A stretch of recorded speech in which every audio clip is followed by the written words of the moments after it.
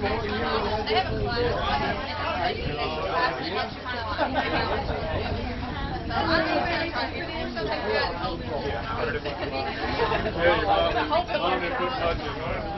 doing there, buddy? Take your picture, buddy. Trying to catch that magic moment? I am, buddy. I think you have it pointing in the wrong direction. I think not. I think I got it going on.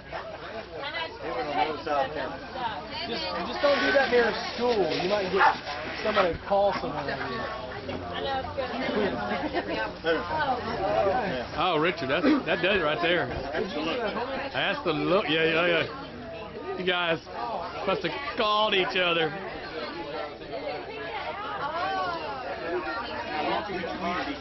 Tweeted each other. That's right. How many people got the vote? Anywhere from 5 to 5,000. Is that what it is? That's what we do. You know, other than David, I don't need David in the picture. Oh my God, he's in there. Well, crap.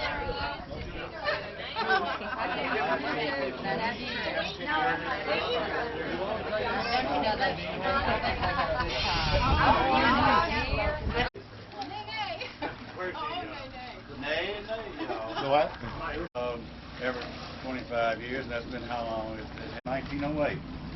Soon after, due to job offer from a man by the name of Wilson in Arkansas that owned a sawmill near Lake Village, Daddy decided to leave Alabama for Arkansas. They started on the journey, carried them south through Meridian, Mississippi, where they stayed for about 1 year. When I said they, that meant Mother, Daddy, Gamelia, Clyde, Louise, Uncle Ben, and Aunt Bee. Wherever Daddy went, Uncle Ben went. It made no difference. He was, you know, they just that close. Ben and Bee decided to follow Mother and Daddy to Arkansas. While in Meridian, Daddy worked as a streetcar conductor, and Mother and Aunt Bee had a millinery shop. They made hats, you know. And I don't know, maybe they were making some money to do, I don't know how they got it. I don't know whether it was horse and buggy or whether Daddy always had a car of some type. Probably a T-model, maybe.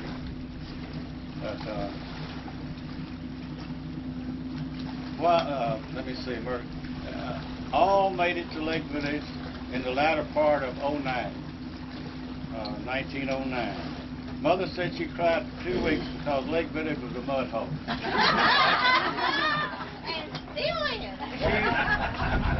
She said that she would never get over Emmett bringing her to a mud hole.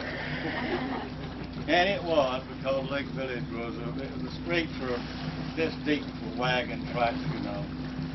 And of course they lived uptown for the first 10 or 12 years they were here. And then Daddy brought this 9 acres right here. So Daddy ran a stave mill.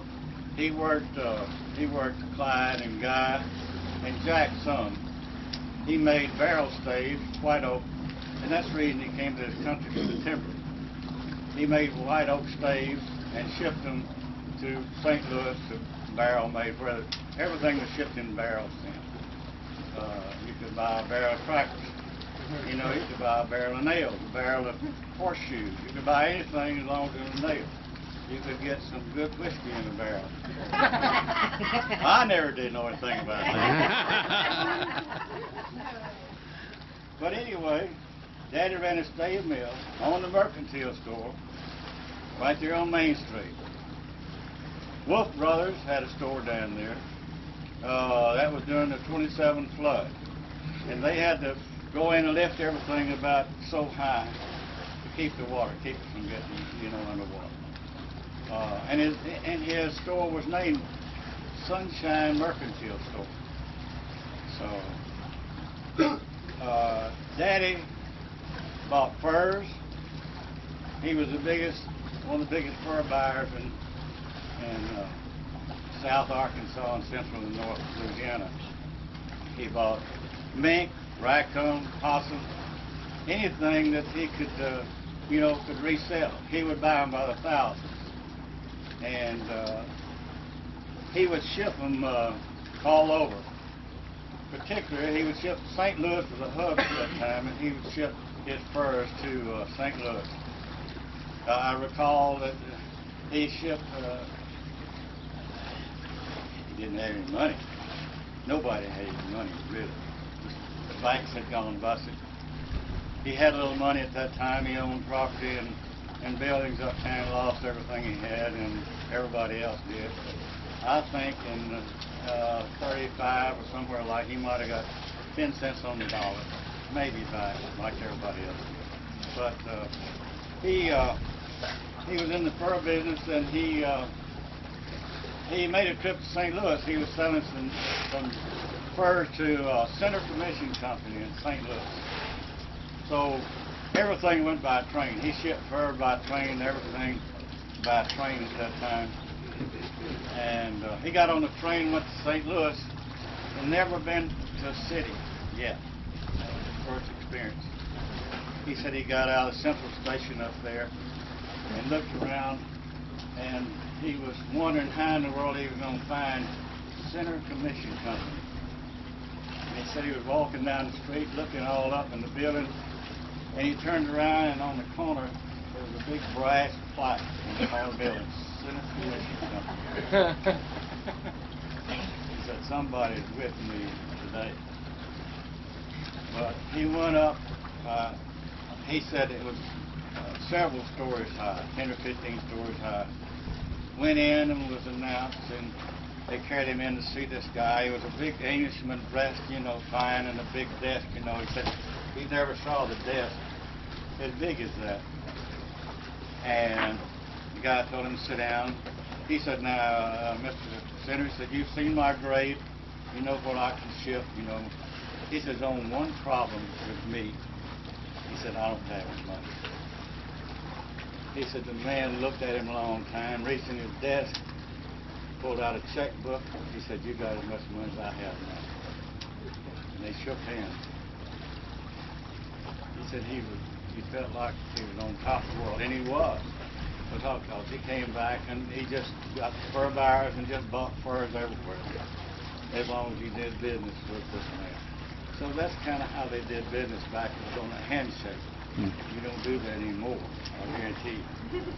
So the cons came in, we bought the cons. We were in the shelling business for 15 years.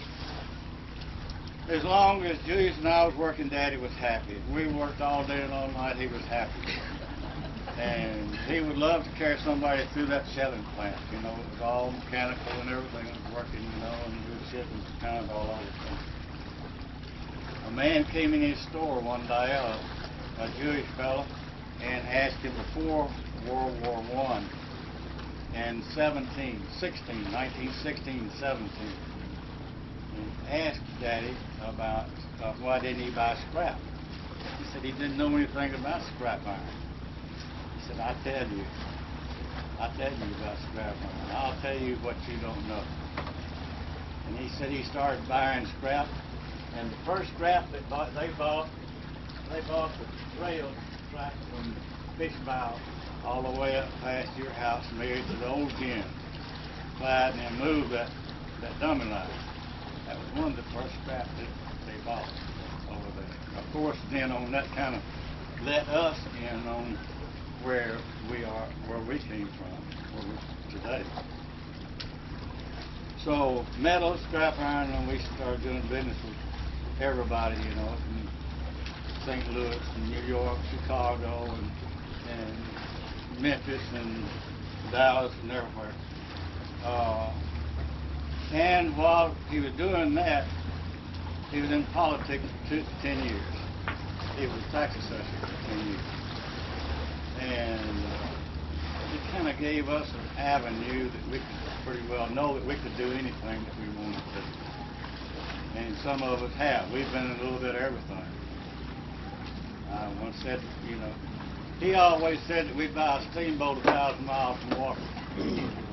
So, that kind of left it open for us. We could buy anything we wanted to buy. So, It's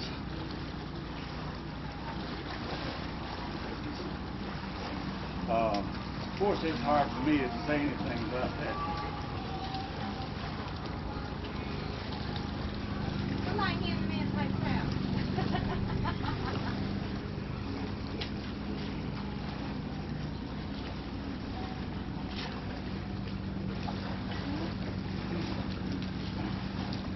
Without mentioning my mother.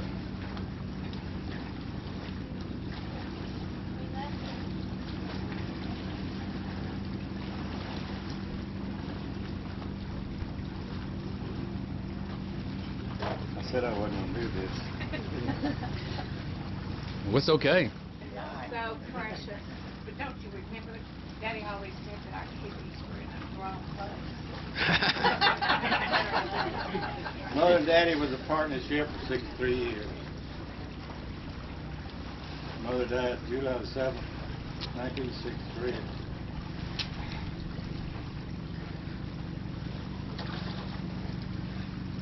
Daddy died October 27th, 1966.